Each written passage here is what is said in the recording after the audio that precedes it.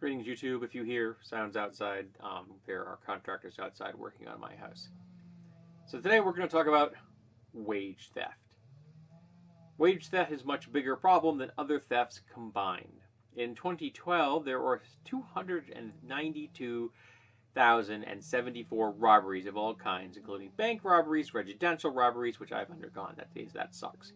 Convenience store and gas station robberies, and street robberies. The total value of the property taken in these crimes was $340,850,358. I appreciate the exactness of that number. By contrast, the total amount recovered from the victims of wage theft who retained private lawyers or complained to federal or state agencies was at least $933 million in 2012. This is almost 3 times greater than all the money stolen in robberies that year. Further, the nearly $1 billion successfully reclaimed by workers is only the tip of the wage theft iceberg, since most victims never sue and never complain to the government.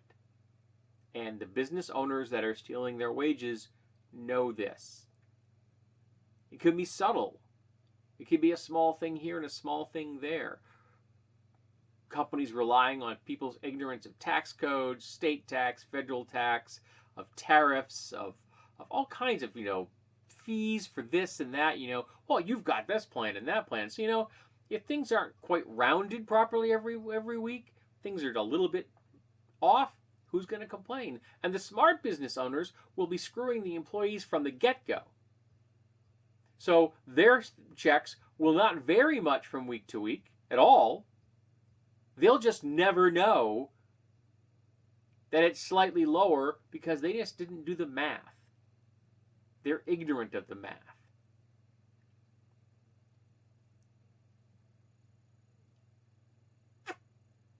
And companies that do that need to be taken over by the people. I fully endorse the idea that a business license is a privilege. It's not a right. And it exists at our suffrage. The people allow you to have that business license. And if your business is not ethical, does not benefit the society at large, then the people in charge of that business should be arrested, their assets seized, and then the business can be auctioned off to new owners who will then understand what happened to the old owners. And then the cycle begins again. We'll see if the new owners can be more ethical in their business practices, while the old owners get to spend their time in federal penitentiary somewhere, whiling their time away. I hear that people in federal penitentiaries normally serve 85% of their sentence, and I'm okay with that. We take all the people in America that are currently in there on weed charges and kick their asses out. And we put the business owners that are unethical, stealing wages, and running businesses that are harming this nation and the world at large, and we put them in their place. Because a business license is not a right. It is not a form of cosplay, so you get to pretend that you're one of the special folks. It doesn't exist so that you can perform capitalism. If you're unethical, you should pay for that. And you should pay your employees what they deserve and not steal their stuff, their tips, nickel and diming them here and there. Of course, sometimes it's blatantly clear what's going on, and eventually people catch up, and that's when you have these cases here that is being discussed, that $933 million in 1 year that was recovered and returned to employees. And I can almost guarantee you that the people that did that never saw any jail time. They should have. They should be wearing an orange jumpsuit right now someplace, staring at a chain link fence knowing they can't leave. Knowing that their actions have harmed others, and now those others have decided that you're going to be spending your time inside a box. That's justice. It's nice that these people got their money back. I'm really glad they did. They should have never lost it. By gosh and by golly, these folks should lose more than money. They should lose their business. They should lose their freedom. Because if you steal from your employees, you're an unethical scumbag, and I got no problem throwing you in prison for a very long time. It's where you belong. So tell me, have any folks that see this video suffered wage theft? To the best of my knowledge, I haven't. But then again,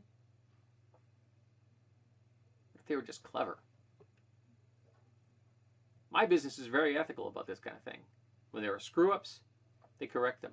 I know of one case where a guy was supposed to get a raise because he'd been at the company X number of years.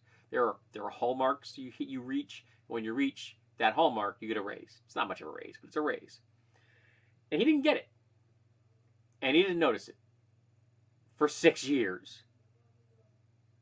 So when somebody finally caught up to this and came forward and said, hey, we owe you X money, X number of cents per hour for the last 6 years, he got like a $12,000 check because he had worked a lot of overtime.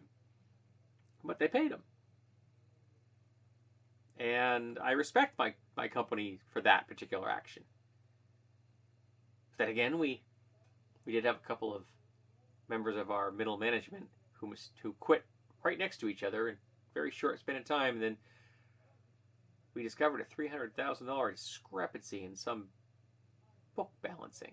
So, they aren't all Boy Scouts. So let's talk about wage theft.